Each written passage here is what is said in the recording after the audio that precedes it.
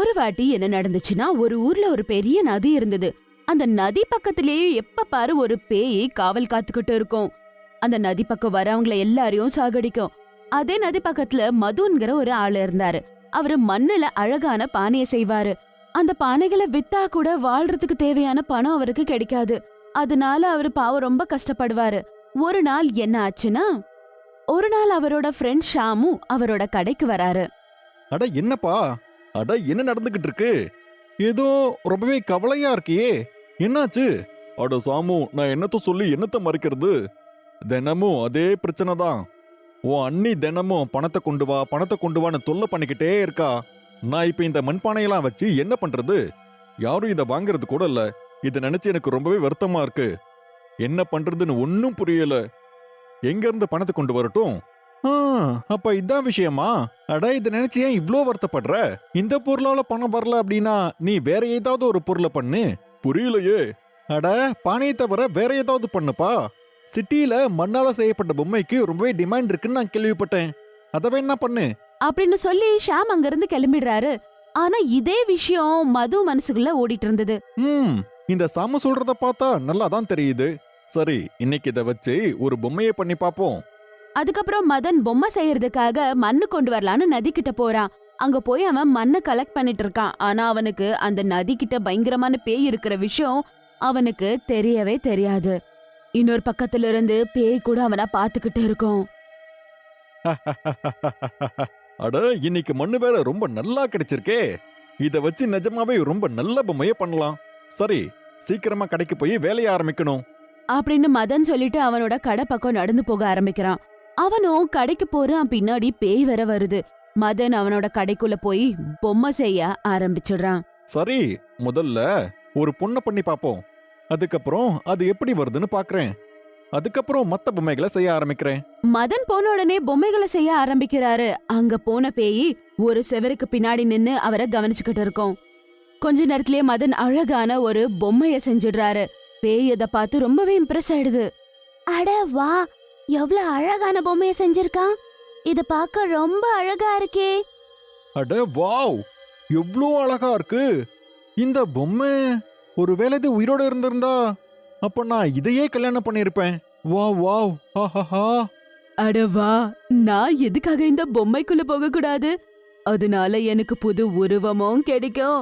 அப்புறம் எனக்கு கல்யாணமும் ஆகும். அதான் உயிர் வந்துச்சுன்னா கல்யாணம் பண்ணிக்கிறேன் நானே. அதான் ஒரே வாட்டி 2 லட்டு, செம்ம மஜாவா இருக்கும்.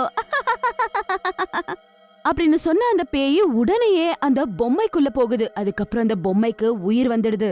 ஐயோ, இல்ல, நான் செத்தேன். இந்த இந்த இந்த பொம்மை வந்து இதுக்கு எப்படி உயிர் வந்தது? இங்க என்ன நடந்துகிட்டு இருக்கு?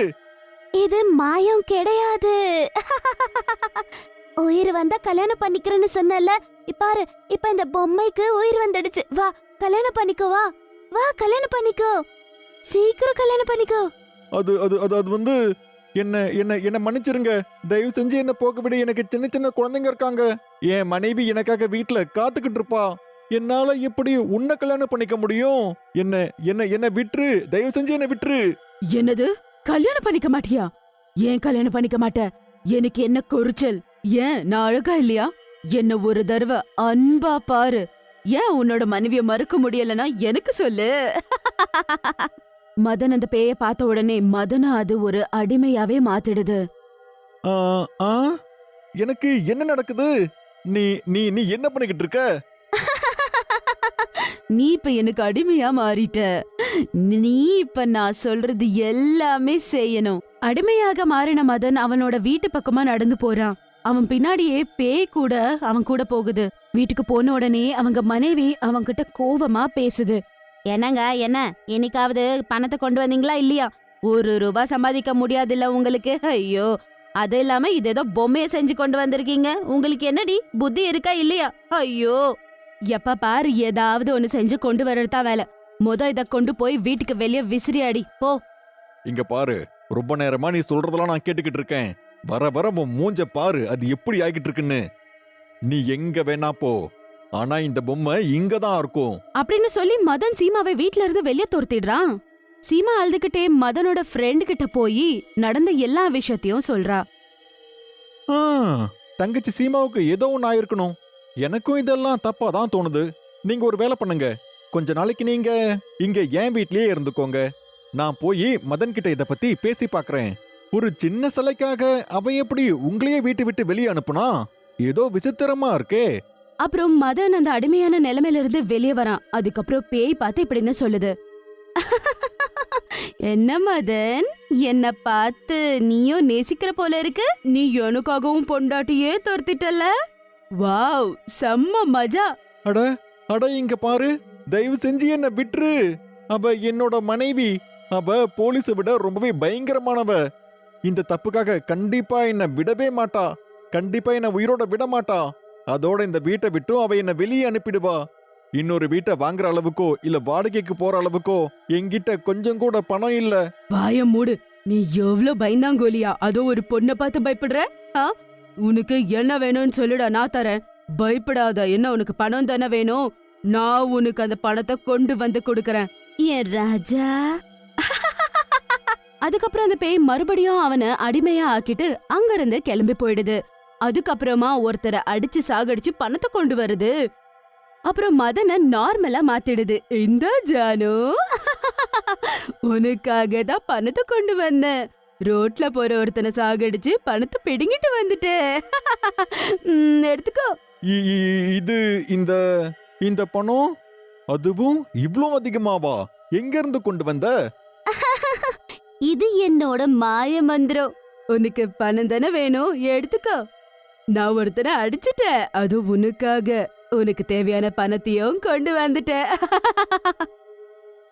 ஆனா இது ரொம்ப தப்பு. என்னால இந்த பணத்தை எல்லாம் வாங்க முடியாது.